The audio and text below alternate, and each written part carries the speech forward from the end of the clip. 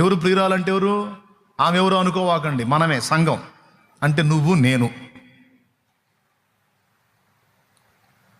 చుట్టూ ఉన్న చెట్లని రాక్షస చెట్లే అయినా సరే వల్లి పద్మం తన తత్వాన్ని మార్చుకోదు. చుట్టూ ఉన్న చెట్లకు ముళ్ళు ఉన్నాయి కాబట్టి నేను కూడా ఇక ముళ్ళు మొలిపిస్తానని ముళ్ళు మొలిపించలేదు. వాళ్ళు ఎలా అయినా ఉండని, నేనైతే నా ప్రభు మెచ్చుకునే వల్లి పద్మలాగానే నేను ఉంటాను. నేను మేలు చేస్తే కీడెదురొచ్చింది, పర్వాలేదు. నా చుట్టూ ఉన్న చెట్లకు మేలు చేద్దాం అనుకుంటే అవి ముళ్ళ చేత నన్ను గాయపరిచినాయి.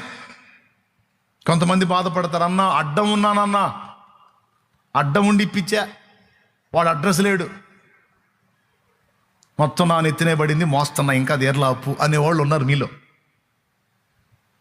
మరి ఇప్పుడు ఏమవుతావు నువ్వు? నీకు ఒకడు అడ్డం ఉండి మోసం చేశాడు, ఇక నువ్వు కూడా ఎవరినన్నా అడ్డం పెట్టుకొని నువ్వు